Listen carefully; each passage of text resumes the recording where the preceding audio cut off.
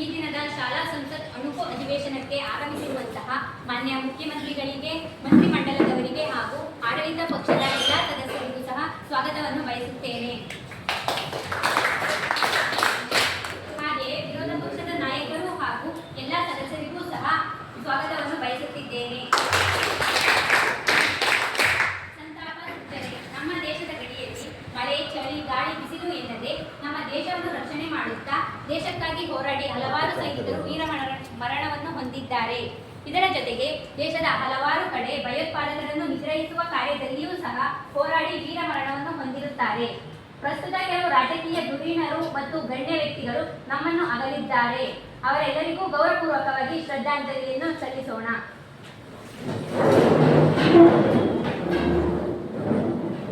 ಮೌನ ಪ್ರಾರಂಭ.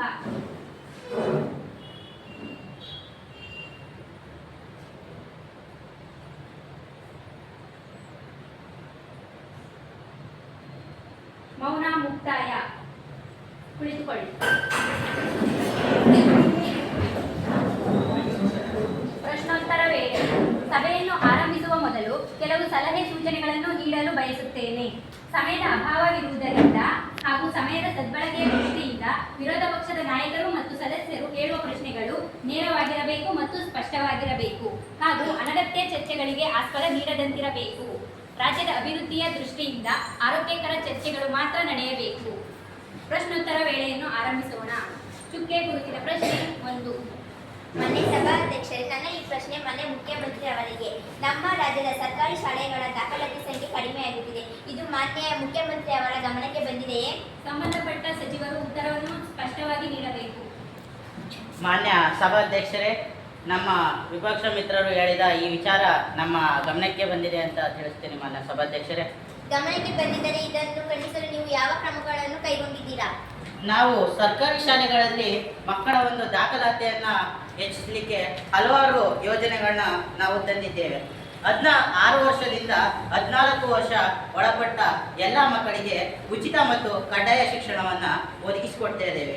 1ರಿಂದ 10ನೇ ತರಗತಿಯ ಎಲ್ಲ ಗಂಡು ಮತ್ತು ಹೆಣ್ಣು ಮಕ್ಕಳಿಗೆ ಉಚಿತವಾಗಿ ಪಠ್ಯಪುಸ್ತಕ ಹಾಗೂ ಉಚಿತ ಸಮವಸ್ತ್ರವನ್ನು ನೀಡುತ್ತಿದ್ದೇವೆ. ಪ್ರತಿದಿನ ಬೆಳಗ್ಗೆ ಶಿರಭಾಗ್ಯ ಯೋಜನೆಯ ಅಡಿಯಲ್ಲಿ ಮಕ್ಕಳಿಗೆ ನಾವು ರಾಗಿ ಮಾಲ್ಟನ್ನು ನೀಡುತ್ತಿದ್ದೇವೆ ಹಾಗೂ ಮಧ್ಯಾಹ್ನ ಅಕ್ಷರ ದಾಸೋಹದ ಅಡಿಯಲ್ಲಿ ಬಿಸಿ ಊಟವನ್ನು ನಾವು ಮಕ್ಕಳಿಗೆ ನೀಡುತ್ತಿದ್ದೇವೆ.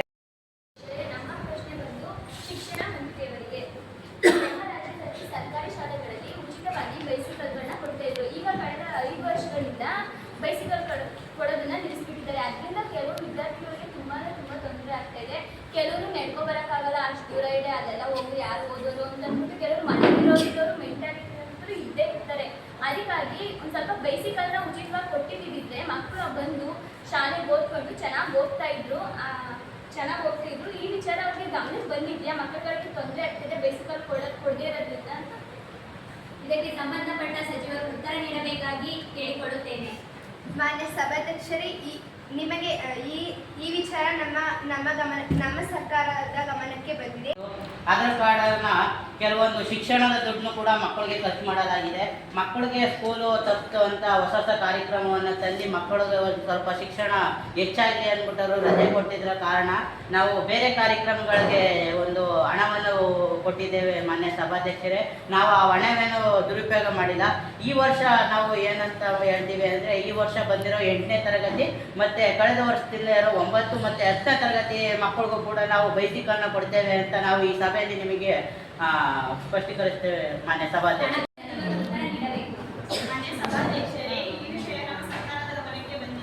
ಬಂದಿದ್ದರೆ ಎಲ್ಲ ಶಾಲೆ ಕಾಲೇಜುಗಳಲ್ಲಿ ವಿದ್ಯಾರ್ಥಿನಿಯರಿಗೆ ಮತ್ತು ಮಹಿಳಾ ಶಿಕ್ಷಕರಿಗೆ ಶೌಚಾಲಯ ವ್ಯವಸ್ಥೆ ನೀಡಲು ಯಾವ ಕ್ರಮವನ್ನು ಕೈಗೊಂಡಿದ್ದೀರಿ? ಈಗಾಗಲೇ ಎಲ್ಲ ಸರ್ಕಾರಿ ಮತ್ತು ಪ್ರಾಥಮಿಕ, ಪ್ರೌಢ ಮತ್ತು ಪದವಿ ಪೂರ್ವ ಕಾಲೇಜುಗಳಿಗೆ ಪ್ರತ್ಯೇಕ ಶೌಚಾಲಯ ವ್ಯವಸ್ಥೆಯನ್ನು ಒದಗಿಸಿಕೊಡಲಾಗಿದೆ ಮತ್ತು ಆ ಶಾಲೆಗಳಿಗೆ ಹೆಚ್ಚಿನ ದುಡ್ಡನ್ನು ನೀಡಲಾಗುತ್ತಿದೆ. ಮಾನ್ಯ ಸಭಾಧ್ಯಕ್ಷರೇ, ನಿಮ್ಮ ಪ್ರಶ್ನೆಗೆ ಸೂಕ್ತವಾದ ಉತ್ತರ ಸಿಕ್ಕರೆ ರಾಜ್ಯದಲ್ಲಿರುವ ಹಲವಾರು ಸರ್ಕಾರಿ ಶಾಲೆಗಳಲ್ಲಿ ಹಾಗೂ ಸರ್ಕಾರಿ ಶಾಲೆಗಳ ಆವರಣಗಳನ್ನು ಹಲವಾರು ಕೆಲವು ಕಿಡಿಗೇಡಿಗಳು ದುರುಪಯೋಗಿಸಿಕೊಂಡು ಹಾಳು ಮಾಡುತ್ತಿದ್ದಾರೆ. ಇದು ಸರ್ಕಾರದ ಗಮನಕ್ಕೆ ಬಂದಿದೆಯೇ? ಸಂಬಂಧಪಟ್ಟ ಸಚಿವರು ಉತ್ತರ ನೀಡಬೇಕು. ಮಾನ್ಯ ಸಭಾಧ್ಯಕ್ಷರೇ, ಇದು ನಮ್ಮ ಗಮನಕ್ಕೆ ಬಂದಿದೆ. ಗಮನಕ್ಕೆ ಬಂದಿದ್ದರೆ ತಾವು ಏನು ಕ್ರಮವನ್ನು ಕೈಗೊಂಡಿದ್ದೀರಿ ಅಂತ ತಿಳಿಸಬಹುದಾ? ಶಾಲೆ ಬಿಟ್ಟ ಮೇಲೆ ಪೊಲೀಸ್ ಬೀಟ್ 4 ಗಂಟೆ ಮೇಲೆ ಪೊಲೀಸ್ ಬೀಟ್ ಹಾಕಿಸ್ತೀವಿ, ಮತ್ತೆ CC ಕ್ಯಾಮ್ರಾಗಳ ಅಳವಡಿಸ್ತೀವಿ, ಸ್ಥಳೀಯರಿಗೆ ಮನವರಿಕೆ ಮೂಡಿಸಿದ್ದೀವಿ, ಮತ್ತೆ ಕಾಂಪೌಂಡ್ಗಳನ್ನ ನಿರ್ಮಿಸಿದ್ದೀವಿ, ಬೀಗಗಳನ್ನ ಹಾಕಿಸಿದ್ದೀವಿ, ಸ್ಥಳೀಯರಲ್ಲಿ ಮನವರಿಕೆ ಮೂಡಿಸಿದ್ದೀವಿ. ಅಲ್ಲಿ ಹೋಗಿ ಮಾಡೋರನ್ನ ಪೊಲೀಸವ್ರನ್ನ ಸರ್ಕಾರಿ ಶಾಲೆಗಳಲ್ಲಿ ಇದೇ ಥರ ದೂರುಗಳಲ್ಲಿ ಪೊಲೀಸರಿಗೆ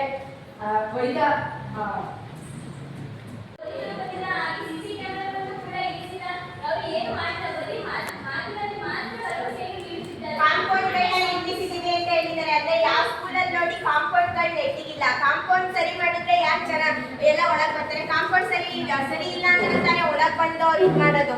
ಕಾಂಪೌಂಡ್ನ ಕಟ್ಸ್ಕೊಡಕ್ ಹೇಳಿ, ಅದಕ್ಕೆ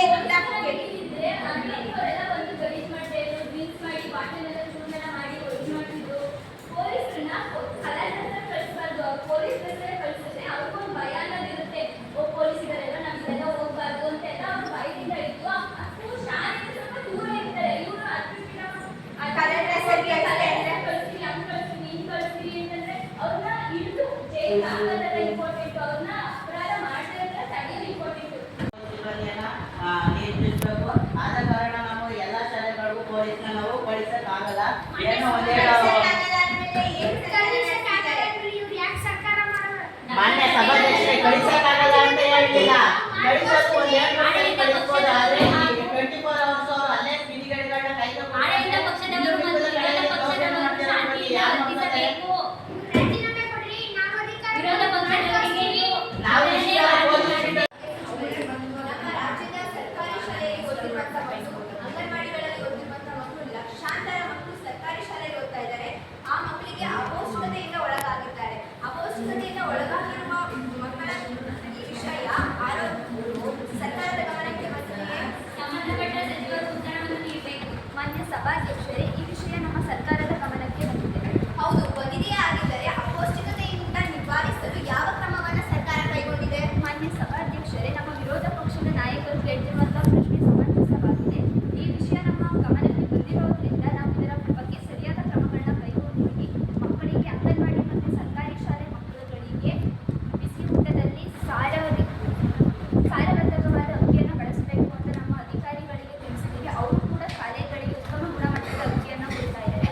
ಮಕ್ಕಳಲ್ಲಿ ರಕ್ತಹೀನತೆಯನ್ನು ಕಡಿಮೆ ಮಾಡೋದಕ್ಕೋಸ್ಕರ ಕಬ್ಬಿಣಾಂಶವಿರುವ ಮಾತ್ರೆಗಳನ್ನ ಕೊಡ್ತಾ ಇದ್ದೀವಿ.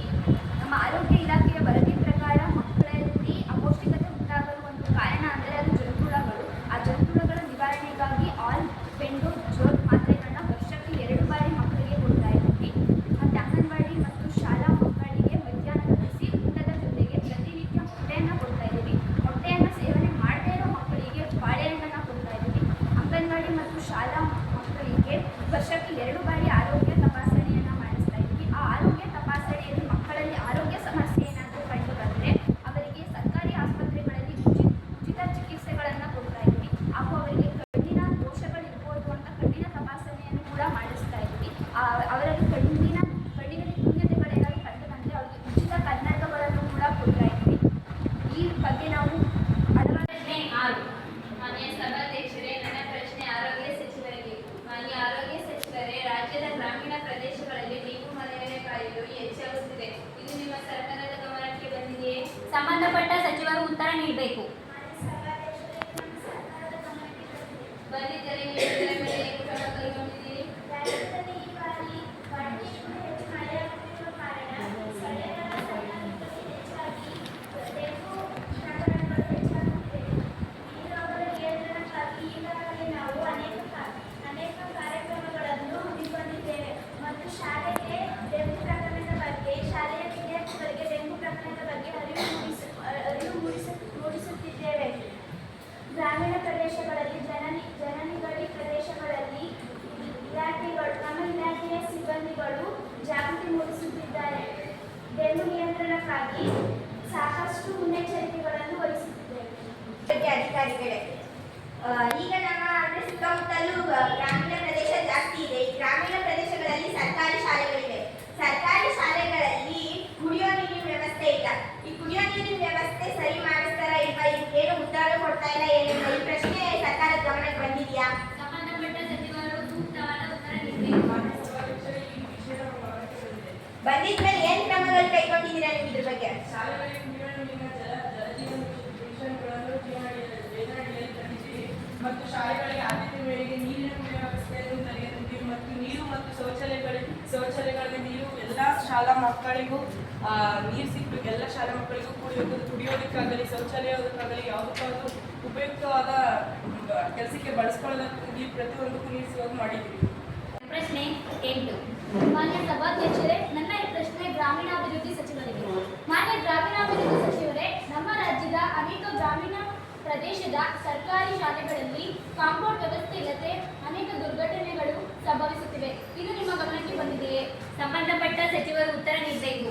ಮಾನ್ಯ ಸಭಾಧ್ಯಕ್ಷರೇ, ಈ ವಿಷಯ ನಮ್ಮ ಗಮನಕ್ಕೆ ಬಂದಿದ್ದರೆ ಈ ಸಮಸ್ಯೆಗೆ ನೀವು ಯಾವ ರೀತಿ ಕ್ರಮಗಳನ್ನು ಕೈಗೊಂಡಿದ್ದೀರಿ? ಆದ್ದರಿಂದ ನಾವು ನರೇಗಾ ಯೋಜನೆಯನ್ನು ಕೈಗೊಂಡಿದ್ದೇವೆ. ಇದಕ್ಕಾಗಿ ನಾವು ಕಾಂಪೌಂಡ್ ಇಲ್ಲದ ಶಾಲೆಗಳನ್ನು ಲಿಸ್ಟ್ ಮಾಡಿ ಶಿಕ್ಷಣ ಸಂಸ್ಥೆಯಿಂದ ಪಡೆದು ಹಣಕಾಸಿನ ಇಲಾಖೆಯ ಜೊತೆ ಸಮಾಲೋಚಿಸಿ ಎಲ್ಲ ಶಾಲೆಗಳಿಗೂ ಕಾಂಪೌಂಡ್ ಅನ್ನು ನಿರ್ಮಿಸಲು ಪ್ರಾರಂಭಿಸುತ್ತಿದ್ದೇವೆ.